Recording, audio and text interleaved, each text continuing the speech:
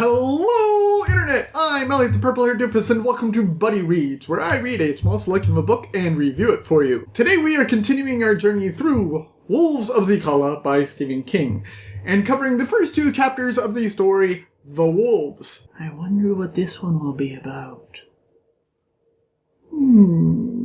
Now, to be completely honest, I passed out during this section. I passed out hard because I was bored and pissed off. You'll see why. It starts off with Roland going to talk with Priest Callahan about all of the problems with Susanna/Mia/Detta/Odetta and her pregnancy, which she obviously knows about. Priest Callahan says, "Don't get an abortion." So I guess we found the Republican of the book.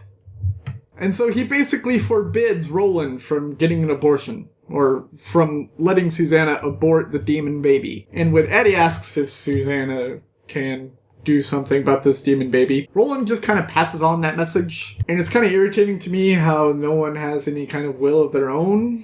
But moving on. Then we have Susanna and all of the ladies of the town who are showing off their plate chucking skills. And they are very, very good at plate chucking, which is good because they're going to need to be very, very good at plate chucking in order to take down the wolves. Roland is talking to them about the ball and the door. And Eddie says, "I want to use the door, and I want to go back to New York." And Roland says, "Why can't you just do it Todash?" And he says, "There's someone that I need to talk to in New York. We've been going about this whole Rose situation all wrong, especially with that vacant lot. So you need to take me to that door, and you need to allow me to go through to New York. Don't do what you're thinking of doing, because that's supposed to be the whole next book in order to, keep me interested in this series." Oh...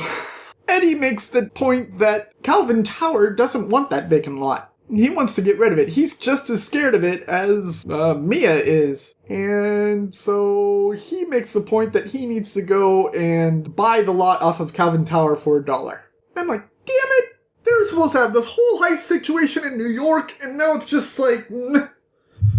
fudge. So Roland takes him up to the Cave of Doorways. And they are up there when he opens up the door, and Eddie says, "Aren't you afraid that I'm going to score drugs again?" And Roland says, "I've known you for so long that, I know that you're better than that now." And it's at this point that I kind of wish that Roland and Eddie were more enemies and they are just, followers of each other. If they had been enemies, this scene would have been so much more interesting. Even if they had, just the tiniest bit of animosity towards each other. But they don't anymore.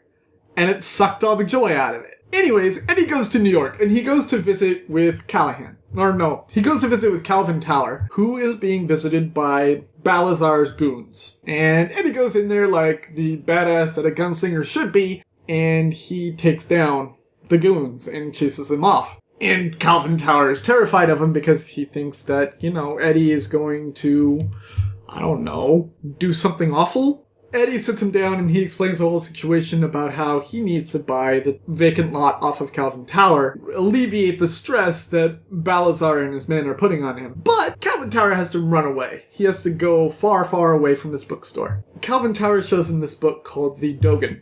Eddie doesn't understand why this is so important and so expensive, and Tower shows him all of the misprints in the book. And he's like, wow, that's amazing. And then the book is written by, Jake's new best friend, and everything starts getting into the whole coincidences of the thing, and I'm just like, I'm really bored right now. And this is about the part where I pass out. But then I read the rest. Eddie says, "Okay, I'm going to leave, but you have to leave right now." And Calvin Tower says, "Okay, I'll leave, but you have to do something for me." And Eddie helps him to take this bookcase full of rare books and push it through the door to the other side, where Roland is deteriorating because using the ball is actually hurting him. And Eddie is really pissed off about the fact that he had to take the books. Because he's like, I'm trying to save the fucking world here. And this guy is more concerned with his rare book collection? What kind of idiot is he? And Roland's like, you're just seeing it from your point of view. To this guy, his whole world and universe is his rare books. So essentially, you're saving his universe so he can help